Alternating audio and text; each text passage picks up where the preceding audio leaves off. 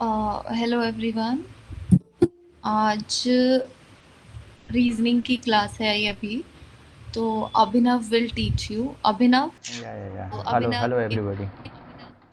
पश्तो के स्टूडेंट हैं और ये आज क्लास लेने वाला है रीजनिंग की।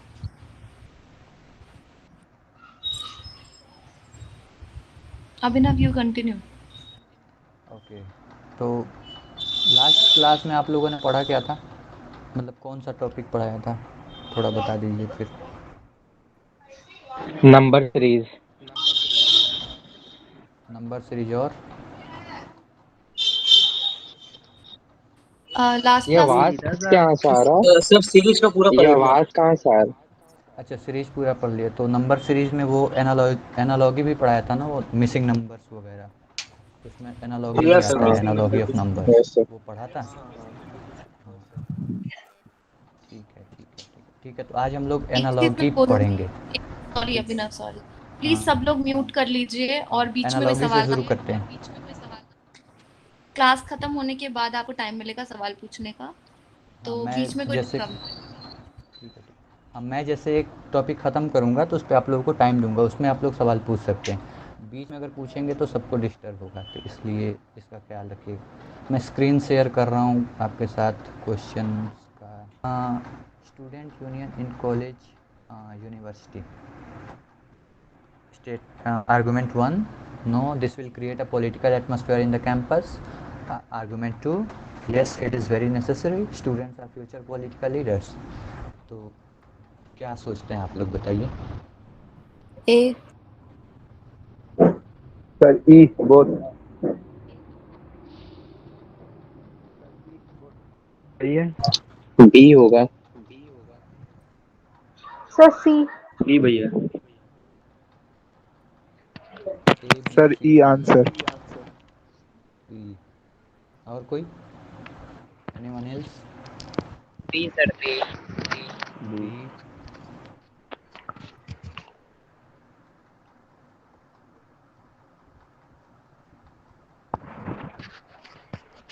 इसका सही आंसर जो होगा ना वो ई होगा। दोनों स्टेटमेंट स्ट्रॉन्ग है। ठीक है। अब क्यों है? ये एक स्टेप है स्टूडेंट को बेसिक एजुकेशन देने का पॉलिटिक्स के बारे में। हम लोग पॉलिटिक्स के बारे में कितना जानते हैं, पॉलिटिक्स को कैसे समझते हैं, वो मतलब पढ़ रहे हैं स्टूडेंट हैं यूनिवर्सिटी में, कॉलेज में। तो वहाँ पे पॉलिटिक्स अगर करते हैं तो थोड़ा बहुत हमें समझ आएगा ना कि पॉलिटिक्स, देश की पॉलिटिक्स क्या है। और मतलब हम, जैसे आप लोगों को पता होगा जेएनयू में पिछली बार फ़ी हाइक हुआ था, तो वो भी बहुत सारे स्टूडेंट्स अफोर्ड नहीं कर सकते थे।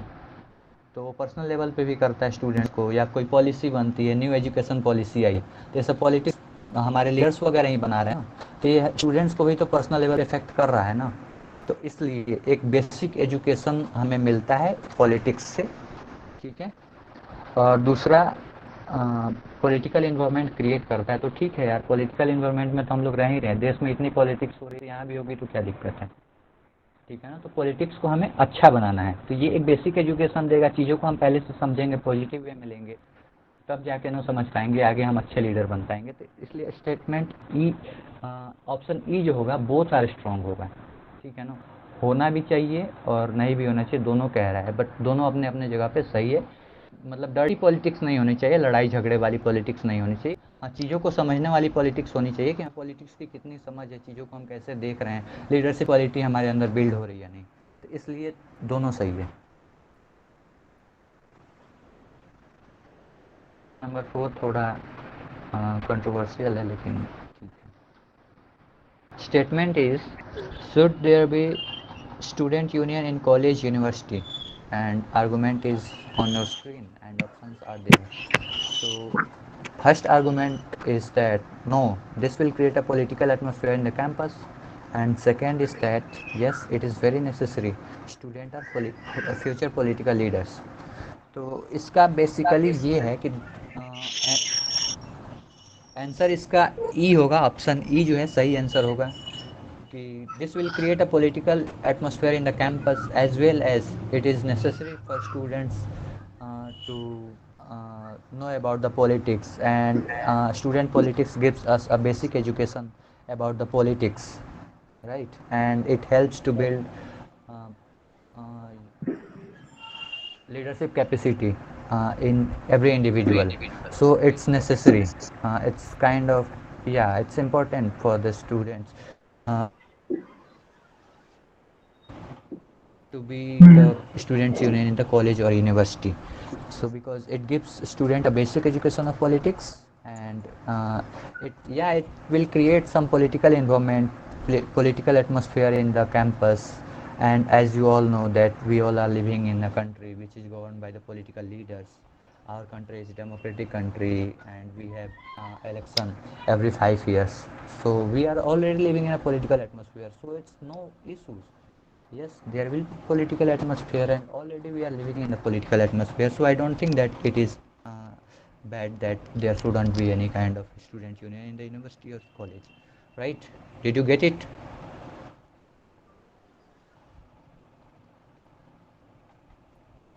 Yes, sir. Okay. Next question. Question is statement. Sorry. Question number 4. Statement is: should India give away Kashmir to Pakistan? Arguments: no. Kashmir is a beautiful state. It earns a lot of foreign exchange for India. Argument 2: yes, this would help settle conflict. So options are there Option on A. the screen. You can choose it wisely because you have to explain your Option answer. D. Option A. Option E.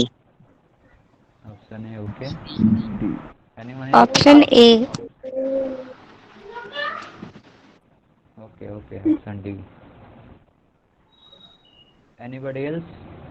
कोई और है जो बताए? और E. Option B. Option A. A. ठीक है. Option A जो है वो सही आंसर होगा. Only argument 1 is strong because Kashmir जो है वहाँ पे एक मेजर फॉरेन एक्सचेंज अर्नर है. वहाँ पे बहुत सारे टूरिस्ट वगैरह आते हैं, तो इसलिए वहाँ टूरिज़्म सेक्टर में बहुत इंडियन गवर्नमेंट को फ़ायदा होता है, इकोनॉमी को बूस्ट मिलता है उससे. ठीक है. और ऑप्शन आर्गूमेंट 2 उतना स्ट्रॉन्ग इसलिए नहीं है कि अगर हम कॉन्फ्लिक्ट को मतलब सेटल डाउन करने के लिए, कॉन्फ्लिक्ट को ख़त्म करने के लिए अनरीजनेबली ऐसे किसी को मतलब अपना लैंड दे दें, तो फिर उससे अनकंडीशनली, बिना किसी कंडीशन के, बिना किसी बात के अपना लैंड दे दें इसलिए कि लड़ाई बंद हो जाए, तो फिर वो तो सही चीज़ नहीं है ना. तो ऑप्शन सॉरी स्टेटमेंट 2 जो है उतना स्ट्रॉन्ग नहीं है. बट स्टेटमेंट आर्गूमेंट 1 जो है आर्गूमेंट 2 से ज़्यादा स्ट्रॉन्ग है, इसलिए ओनली आर्गूमेंट 1 इज स्ट्रॉन्ग होगा, क्योंकि इससे इकोनॉमी को बूस्ट मिल रहा है, कंट्री के लोगों को फ़ायदा मिल रहा है. ऑप्शन 2 जो है वो उतना सही Sir, नहीं. your voice is not clear. Okay okay okay. Now is it clear? Yes, sir. Option 1 जो है ज़्यादा स्ट्रॉन्ग है, स्टेटमेंट 1, इसका ऑप्शन ए सही होगा, क्योंकि कश्मीर में मेजर फॉरेन एक्सचेंज होते हैं, मेजर फॉरेन एक्सचेंज अर्नर है और सोशियो इकोनॉमिक कंडीशन को काफ़ी हेल्प करता है, मतलब हमारे कंट्रीज़ को. तो इसलिए ऑप्शन 2 जो है वो स्टेटमेंट 2 जो है, सॉरी आर्गूमेंट 2 जो है वो सही इसलिए उतना स्ट्रॉन्ग नहीं है, क्योंकि अपनी लड़ाई बस ख़त्म करने के लिए अपना लैंड किसी को ऐसे अनकंडीशनली ऐसे ही बिना किसी रीज़न के दे दें तो वो कोई मतलब नहीं. तो ऐसे कोई भी क्लेम कर सकता है ये भी हमारा पार्ट है, वो भी हमारा पार्ट है. जैसे अभी नेपाल क्लेम कर रहा था इंडिया के कुछ पार्ट वगैरह को कि वो भी हमारा है. तो वैसे लोग करते रहेंगे ना, सबको अपनी टेरिटरी एक्सपेंड करनी है, तो ये चीज़ें चलती रहेंगी, बट वो रीजनेबल नहीं है. Question number 5. Are nuclear families better than joint families? Argument 1, no, joint families ensure security and also reduce the burden of work. Argument 2, Sir, question yes, in the nuclear graph. families. Sir, A is correct one. ये देखो दिख रहा है अब? हाँ, वो option तो बस अपने मन से बनाना है ना, जैसे स्टेटमेंट का जो आर्गूमेंट है वो कौन सा सही है कौन सा गलत है, ये तो ये लोग खुद एनालाइज करेंगे ना. तो argument 1 is stronger, argument 2 is stronger, ये तो वहाँ पहले क्वेश्चन देखना ज़्यादा जरूरी है, ऑप्शन तो बाद में भी देख लेंगे. एक बार क्वेश्चन समझ लेते हैं फिर ऑप्शन पे चलते हैं. Option A.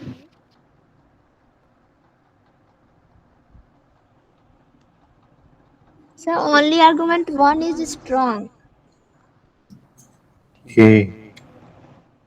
Anybody else? So both are strong. C C option C sir. Option E C. sir, E. Sir, E. E. ठीक है, ऑप्शन ई वालों का सही है, ऑप्शन ई वाले सही बता रहे हैं। न्यूक्लियर फैमिली में जो है आर्गूमेंट्स देखो इसके। Are nuclear families better than joint families? No. Argument one, no, joint families ensure security and also reduce the burden of work. And argument 2, yes, nuclear families ensure greater freedom. तो दोनों सही है यार, both 1 and 2 are strong, दोनों लगभग strong है, क्योंकि joint family में जो है ना वो ज़्यादा सिक्योरिटी रहती है, उससे काफ़ी लोग होने के कारण वर्क जो है वो शेयर्ड हो जाता है, तो किसी पे बर्डन कम पड़ता है वर्क का। और न्यूक्लियर फैमिली में यह है कि कम लोग रहते हैं, रिस्पॉन्सिबिलिटी भी कम रहती है और फ्रीडम ज़्यादा रहता है, तो वो भी सही है, दोनों अपने अपने जगह सही हैं। तो option A is the correct answer.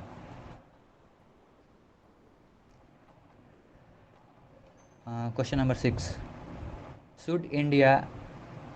Should government stop spending huge amounts of money on international sports? अभी तुरंत टोक्यो ओलंपिक्स हुआ है, तो ये वाला तो सोच के बताओ और सही बताना सब लोग। आर्गूमेंट 1 है, yes this money can be utilised for upliftment of E poor. both. क्या? E option. और कोई? Option D. बी। ये सर B. B होगा ना? A option. E, B D सही है। और B है, B है। B ही होगा। Option E. Option E. D sir D. Yes, sir. E will be. हम्म, ठीक है, ऑप्शन बी सही होगा। A B C D E में बी सही होगा। Only argument 2 is strong. क्यों? स्पोर्ट्स पे पैसे खर्च करने अवॉइड नहीं किए जा सकते हैं, can't be avoided spending amount huge amount on sports. ठीक है, अगर हम लोग पैसे खर्च करने बंद कर दें तो प्लेयर्स के पास ट्रेनिंग इक्विपमेंट नहीं होंगे, ठीक है, फैसिलिटीज़ नहीं होंगी, ठीक है। और कंट्री जो है, अभी इंडिया एक ही गोल्ड लेके आया है, नंबर कितना था उसका? 49-50 पे जा रहा था। और भी कंट्रीज़ को देखो, चाइना देख लो, यूएस देख लो, फ्रांस देख लो, यूके देख लो, रशिया देख लो, इनके पास कितने ज़्यादा गोल्ड है, किसी किसी के पास 10-10, 12-12, 15-20 ऐसे गोल्ड हैं, तो इंडिया के पास एक ही है। तो एक ही नीरज चोपड़ा ले आया, बाकी लोग तो ले नहीं आए। तो पैसे खर्च करना ज़्यादा इम्पोर्टेंट है, अपलिफ्टमेंट के कारण हम लोग इधर का पैसा काट के उधर नहीं दे सकते ना, सबके लिए एक अलग फंड बनाना चाहिए गवर्नमेंट को। सब अलग चीज़ें हैं, सारी चीज़ें इंपॉर्टेंट है, ऐसा नहीं है कि अपलिफ्टमेंट ही मतलब एक इशू है, और भी बहुत सारे इशूज़ हैं। आप कहीं और से फंड थोड़ा कट कर सकते हैं, बहुत सारी जगह करप्शन वगैरह होता है, तो उस पर भी ध्यान दीजिए, पैसे बहुत बच जाएंगे।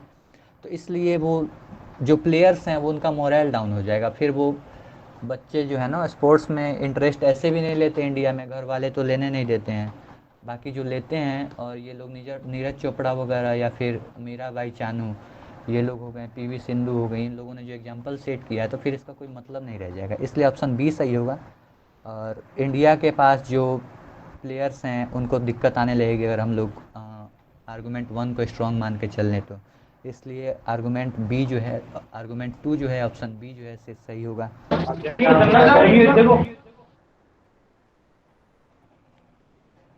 Question number 7, should there be ban on product advertising? Statement 1, sorry, argument 1, no, it is an age of advertising unless your advertisement is better than your other competitors, the product will not be sold. Argument 2, yes, the money spent on advertising is very huge and it inflates the cost of product. So Product के option A. Option B. Sir, B. Option D. B, और कोई? ए sir. ए वाले ज़्यादा हैं।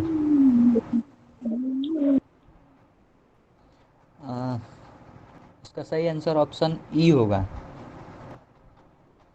ई है ही नहीं option sir. E है। ई है, नीचे नीचे है, नीचे है Yes स्वाति। sir, तब E होगा। ई होगा। 5 ऑप्शंस हैं इसमें। Both 1 and 2 are strong. क्यों? थोड़ा ऊपर कर दो एक बार क्वेश्चन के पास, बस। हाँ, क्यों ई क्यों सही होगा? दोनों आर्गुमेंट स्टेटमेंट 1। स्ट्रॉन्ग है। हाँ, आर्गुमेंट 1 कह रहा है कि no, it is the age of advertising. Unless your advertisement is better than your other competitors the product will not be sold. Advertisement करने का एक और फ़ायदा होता है कि कस्टमर्स अवेयर होते हैं प्रोडक्ट की क्वालिटीज़ के बारे में। जब तक आप बताएंगे नहीं कि हमारे प्रोडक्ट में क्या खासियत है और किस किस उसके न्यूट्रिएंट्स क्या क्या हैं, उसके कंपोनेंट्स क्या क्या हैं, उसको कैसे मिल के बना हुआ है, तो फिर लोगों को पता ही नहीं चलेगा ना कि ये बेनिफिशियल है या नहीं। और दूसरी बात ये भी सही है कि ऐड पे आजकल बहुत ज़्यादा पैसे खर्च होते हैं, और वो जो पैसे खर्च होते हैं उसके एडवर्टीज़मेंट में, वो भी हमारे प्रोडक्ट के प्राइस में ही ऐड होता है। तो आर्गूमेंट 2 भी स्ट्रॉन्ग है और आर्गूमेंट 1 भी स्ट्रॉन्ग है, तो दोनों ज़रूरी है। ऐसा नहीं है कि बिना बताए हम कुछ भी बेच लेंगे, लोगों को पता ही नहीं चलेगा तो ख़रीदेगा कौन? ठीक है। Question number 8। Should all the annual examinations up to standard 5 be abolished? Argument 1, yes, the young students should not be burdened with such examination which hampers their natural growth. And argument 2, no, the student will not study seriously as they will get automatic promotion to the next class and this will affect them in future. ई होगा। Options B होगा। ई ई E। हाँ ई हो। और ई कोई? B होना चाहिए। Option A. D लग रहा है सर। D। D। नहीं। अच्छा, डी क्यों होगा? एक बार ये बताओ तो, मतलब दोनों लॉजिक क्या है? स्टेटमेंट रॉन्ग लग रहे हैं। अच्छा, और ये बी वाले कितने थे? Yes sir. Yes B sir. वाला बी बी क्यों होगा? So option E. पढ़ेगा ही नहीं सर। बी कह रहे हैं सर सर। ऑप्शन ई होगा, क्योंकि अगर क्लास 5 के स्टूडेंट बहुत मतलब अगर प्रेशर होगा तो उस पर एग्जामिनेशन का, तो वो लोग नेचुरल ग्रोथ पे हैम्पर भी हो सकता है। और दूसरा नो भी होगा, क्योंकि स्टूडेंट्स है ना सीरियसली नहीं पढ़ेंगे ये सब, इसलिए दोनों ऑप्शन होगा sir. Both 1 and 2 are strong. Sir D anybody ज़्यादा एल्स? सुटेबल है क्योंकि सर सम थोड़ा अदर ऑप्शंस? है। पर option A sir is the ऐसे तो राइट हमने आंसर। भी हाँ हाँ, क्या हमने क्या भी क्या फिफ्थ हमने भी? क्लास तक एग्जामिनेशंस दिए। हमारी तो कोई ग्रोथ हैम्पर नहीं हुई या स्ट्रेस नहीं हुआ हमें। हाँ, ये कह सकते हैं, लेकिन बहुत सारे कंट्रीज़ हैं ना, जैसे फ़िनलैंड वगैरह में चले जाओ, स्कैंडिनेवियन कंट्रीज़ में चले जाओ, तो हमारे यहाँ जो बच्चे हैं मतलब इंडिया में, वो 3 साल से बच्चों को स्कूल भेजना शुरू कर देते हैं पेरेंट्स जो भी हैं। पैदा हुआ नहीं बच्चा कि आईआईटीएन बनेगा, मेडिकल में जाएगा, नीट निकालेगा, ये सब सोचने लगते हैं। तो वो एक बर्डन आ जाता है बच्चों के ऊपर, मतलब बच्चे खुद डिसाइड नहीं कर पाते हैं कि उनको किधर जाना है। तो वो उनको बढ़ने दो यार, थोड़ा टाइम दो उनको, सबको स्पेस चाहिए होता है। तो इसलिए ऑप्शन ये जो है वो थोड़ा हैम्पर करता है, क्योंकि उतना ज़्यादा अभी के हमारे एजुकेशन सिस्टम जो है बहुत ज़्यादा ओवरलोड हो जाता है। बच्चे जो है ना बहुत ज़्यादा ओवरलोड हो जाते हैं, क्योंकि स्कूल में बच्चा तो दिन भर पढ़ा, सुबह 8 बजे गया, 1-2 बजे तक पढ़ाई किया, फिर आने के बाद ट्यूशन चला जाता है, फिर उसके बाद म्यूजिक क्लास चला जाता है, फिर उसके बाद डांस क्लास चला जाता है, उसको मतलब अपने को एक्सप्लोर करने का टाइम नहीं मिलता है। तो इसलिए ये ऑप्शन ऊपर वाला भी है वो भी सही नहीं है। और नहीं वो सही है, ठीक है, तो उनको चाहिए, थोड़ा टाइम चाहिए, उस पर बर्डन नहीं डालो यार कि इसका एग्ज़ाम है। अगर स्कूल के एग्ज़ाम से फ्री हुआ तो म्यूजिक क्लास का अलग कंपटीशन है, वहाँ से फ्री हुआ तो टेक्वांडो का अलग कंपटीशन आ गया, तो ये सब नहीं होना चाहिए। थोड़ा बच्चों को स्पेस देना चाहिए, और एग्जामिनेशंस पॉइंट ऑफ व्यू से है तो ठीक है। तो उनको एक छोटे एज में, सर एक ई टेंडर होगा ना एज में तो? उनको, हाँ ई सही आंसर है। Neither they burden at tender age nor be left to take education casually, तो कैजुअली भी नहीं ले वो, तो ये भी ज़रूरी है, ताकि उनके, तो ये उनके पेरेंट्स की रिस्पॉन्सिबिलिटी बनती है कि अपने बच्चों को मतलब ध्यान से उस पर ध्यान दे। ऐसा नहीं पापा ऑफिस से 10 बजे आते हैं जब तक बच्चा सो गया, मम्मी को कोई मतलब ही नहीं है, मम्मी खाना बनाते रहते हैं, दिन में सास बहू देख रही हैं, तो वो भी नहीं होना चाहिए। तो पेरेंट्स की उतनी ही रिस्पॉन्सिबिलिटी बनती है जितनी स्कूल वालों की, ठीक है ना, क्योंकि वो बच्चा आपका है तो ज़्यादा रिस्पॉन्सिबिलिटी आपकी बनती है, ताकि वो एजुकेशन को कैजुअली ना ले, स्कूल वाले दिन भर नहीं रख सकते ना। तो इसलिए option E is the right answer. Sir ये भी तो सही नहीं है सर कि बस वो हाँ, उसके बर्डन हो इसलिए इसका एग्जाम ही ना ले हम सर। नहीं ऐसा ये भी सही नहीं है, लेकिन उसके फिर ग्रोथ के लिए फिर उसके पेरेंट्स की तो ये रिस्पॉन्सिबिलिटी आ रही है ना, स्कूल वाले सब कुछ स्कूल वाले ही नहीं कर सकते ना, पेरेंट्स भी तो वही थोड़ा तो बात ध्यान है ना दे सर इस। कि वो बर्डन का बात हो सर तो स्कूल को भी देखे और पेरेंट्स भी देखे उसका ना हो, इसका मतलब ये नहीं ना कि सर हाँ, एग्जाम ही ना ले हम एक भी। सर नहीं एग्जाम लेना एग्ज़ाम, चाहिए सर। एग्ज़ाम लेना सर चाहिए अगला ठीक है, क्वेश्चन कर लेकिन लें। ज़्यादा सर बर्डन नहीं क्लास देना 5 का चाहिए। बच्चा है सर, उसको कौन सा बर्डन होगा सर? सिंपल सर, पढ़ने जाना है, स्कूल आना है, तो क्लास 5 सिंपल के से है बच्चे, सर। ये क्लास 5 में जब तुम रहे होगे तो तुमको पता चलता होगा ना। अभी जाके देखो स्कूल्स में सर फ़ीस कितने क्वेश्चन महंगे खत्म हो होंगे, गए। गार्जियन का सर प्रेशर हम कितना लोग का क्लास होता में है तो कि एकदम एग्ज़ाम एकदम आ रहा नॉर्मल है। निकला है सर, हंसते खेलते, पता ही नहीं चल रहा कि एग्जाम है, बस गए बैठे एग्जाम दे निकल गए, बात खत्म। भाई तुम नहीं अपने मेंटल हिसाब से बोल रहा है ना, सबका यहाँ पे सबके और सर भी तो नहीं है, पेरेंट्स जैसा देखो नहीं ये ना, होता जो ना, सिंपल सा अगर बात सारे है। बच्चे। वो अपने ये, हिसाब से ये बोल रहा सारे है एक ना। स्कूल मिनट गए एक भाई, मिनट एक मिनट एक मिनट डिस्कशन थोड़ा अपने मेंटेन के नहीं, एक मैं मिनट। भी मैं अपने क्लास में अकेले नहीं था। सर दोनों बताइए सर। अब मैं बोलूँ, यस सर।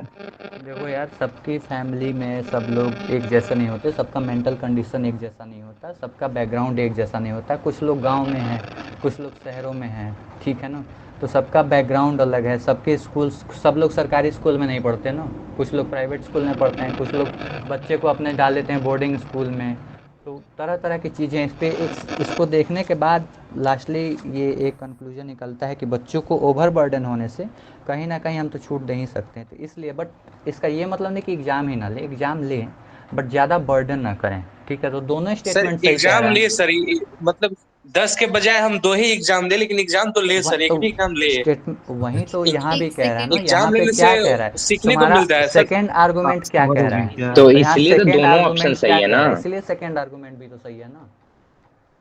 सर कह रहे हैं कि कोई भी एग्जाम ना हो, 5 का बच्चा है, एक भी एग्जाम ना हो। अरे भाई अरे यार 10 तो ना हो, कम फर्स्ट से कम 2 भी एग्जाम तो हो ना सर। फर्स्ट वाले को कॉन्ट्राडिक्ट करने के लिए तो सेकंड वाला भी दिया है ना, ताकि ऐसा कुछ रूल बनाओ ताकि दूसरे बच्चे इसको कैजुअली ना ले लें, ठीक है, तो सेकंड आर्गुमेंट इसीलिए दिया है ना, ताकि यहाँ पे डिबेट खड़ा ना हो जाए कि हम लोग ऐसे कैसे नहीं कर सकते, वैसे क्यों करेंगे, इसलिए सेकंड आर्गुमेंट दिया है ना। ये ऑड वन आउट है, ऑड वन आउट या in each of the following question 4 words have been given of which 3 are alike. नीचे दिए क्वेश्चंस में 4 ऑप्शंस दिए होंगे, इसमें 3 एक जैसे हैं and 1 is different, find the odd one. इसमें आपको 4 ऑप्शंस दिए होंगे, इसमें आपको जो ऑड वन होगा इन तीनों से जो अलग होगा चौथा, वो आपको फाइंड आउट करना है। तो क्वेश्चन नंबर 1 देखते हैं। बनाना, 3. Mango, three. SU। Three. Cashew और, हाँ सही है। थ्री। जी। क्वेश्चन नंबर 2, 3 सही है, क्या 1. होगा, 1। क्यों 1 क्यों होगा? क्योंकि सारा क्योंकि सब एक्शन काम है एक्टिविटी स्विम वॉक क्लाइम में, बट लिसन एक लिसनिंग एट के ये में सर एक एक्शन स्विम, हो रहा है, बट हाँ इसमें बॉडी का लिसन में मूवमेंट हो कोई रहा है, एक्शन। लेकिन लिसन में हमारी बॉडी में कोई मूवमेंट नहीं है, इसलिए वो सही है। Question number 3, 3. Four. Option 3. Hammer, Needle. Needle and pin. Hammer sir, four. Hammer. Hammer sir.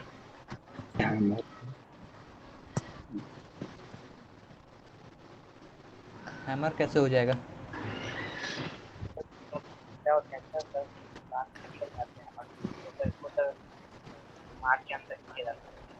आवाज नहीं आ रहा तुम्हारा, कैसे होगा? सर हैमर ठोकने में काम आता है, तो बाकी सब बाकी तीन में नहीं, पॉइंट होता गिराने है। के ये सब पॉइंटेड होते हैं और हैमर जो है वो पॉइंटेड ऑब्जेक्ट नहीं है, ठीक है ना। स्क्रू भी पॉइंटेड होता है, नीडल एंड पिन भी पॉइंटेड होते हैं, हैमर जो है वो पॉइंटेड नहीं होता है, इसलिए हैमर सही होगा। Question number 4, apple, orange, tomato and potato. Potato. Potato. Potato. Potato, हाँ पोटैटो सही होगा क्योंकि ये फ्रूट नहीं है। Question number 5, fleas, parrot, harbour and grasshopper. Grasshopper. Parrot होगा। पैरट से पैरट। Grass parrot. कैसे? सर पैरट बर्ड है। पैरट, हाँ पैरट बर्ड है, बाकी ये सब इंसेक्ट हैं, ठीक है, तो पैरट इसमें अलग हो जाएगा। क्वेश्चन नंबर 6, मई, अगस्त, जून एंड जनवरी। सर जून होगा। जनवरी। जनवरी।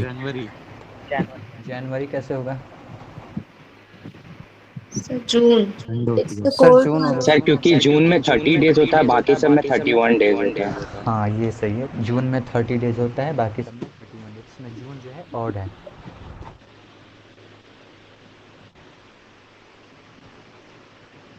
बस ऐसे क्वेश्चंस आएंगे, जेन्यू एंट्रेंस एग्जाम का लेवल यही होगा क्वेश्चंस का। और बाकी जो एनालिसिस है ना, वो जो आपने बोला था कि उसमें वेन डायग्राम वाला जो बना के दिखाना है, तो वो अगर ऑफलाइन क्लासेस होती तो मैं कर सकता था, लेकिन यहाँ पे ऑनलाइन में वो लिख के पढ़ाने में थोड़ा दिक्कत हो रही है, इसलिए उसको कर नहीं पा रहे हैं। तो स्टेटमेंट को बस हम एक एनालिसिस करना सीख जाएंगे ना, तो वहाँ भी हम लोग को वो काम आएगा। तो एक आइडिया लग जाना चाहिए कि कैसे क्या करना है, बाकी तो हो जाएगा क्वेश्चन। और जो है नंबर सीरीज़ में जो एनालॉजी है वो देख लेना आप लोग, नंबर सीरीज में सर ने पढ़ाया होगा लास्ट क्लास में, तो उसमें एनालॉजी बताया होगा नंबर सीरीज का। ये तो बस एनालॉजी जो है वो हर एक डिफरेंट ऑब्जेक्ट का डिफरेंट ऑब्जेक्ट के साथ था। और किसी को कोई क्वेश्चन है तो पूछ लो। सर जो ये एनालॉजी था सर, इतना कॉन्ट्राडिक्ट है, तो सर ये कैसे बनाए हम लोग? प्रैक्टिस से आएगा, वो प्रैक्टिस करना पड़ेगा आपको, चीज़ों को याद करनी पड़ेंगी, क्योंकि एनालॉजी है ना, वो आपको मल्टी डायमेंशनल थॉट पे देखता है कि आप कितना जानते हैं। इसमें इंग्लिश के सिनोनिम एंटोनिम पूछ देगा, 2 वर्ड दे देगा, एक सिनोनिम होगा एक उसका एंटोनिम होगा, थर्ड वर्ड का एंटोनिम या सिनोनिम आपको बताना पड़ेगा। तो इंग्लिश से पूछ सकता है, उसमें ज्योग्राफी भी पूछ देगा, फिर से उसमें नंबर्स वगैरह भी पूछ देगा, इसमें स्क्वायर होगा, किसी में क्यूब होगा, किसी में मल्टीप्लिकेशन होगा, किसी में ऐड होगा। तो ये प्रैक्टिस पे आना चाहिए, प्रैक्टिस से आएगा वो, तो उसके लिए करना पड़ेगा प्रैक्टिस, इसलिए वो आएगा। अभी तो ये तो बिल्कुल मतलब जेन्युइन का बहुत कम लेवल है, तो मैं उसके हिसाब से लिया था क्वेश्चन, बाकी और भी है। जैसे नो एक सर, क्वेश्चन हम में स्टेटमेंट से हाँ रिलेटेड पूछ रहे हैं सर। स्टेटमेंट में जो इतना कॉन्ट्राडिक्ट हो रहा है सर, उससे हम कैसे मतलब सही से बना पाएंगे? हाँ कॉन्ट्राडिक्ट कर रहा है, तो उसको आप एक बार प्रैक्टिस कीजिए, प्रैक्टिस से ही हो पाएगा, क्योंकि धीरे धीरे आप प्रैक्टिस करेंगे ना तो एक आइडिया लगते जाएगा। और रीजनिंग जो है ना प्रैक्टिस का चीज़ है, जैसे मैथ्स प्रैक्टिस का है, तो मैथ्स का ही एक पार्ट है काइंड ऑफ, कह सकते हैं, ठीक है ना। तो इसको ही प्रैक्टिस करना पड़ेगा, ऐसे नहीं आ पाएगा, उसको बनाना पड़ेगा।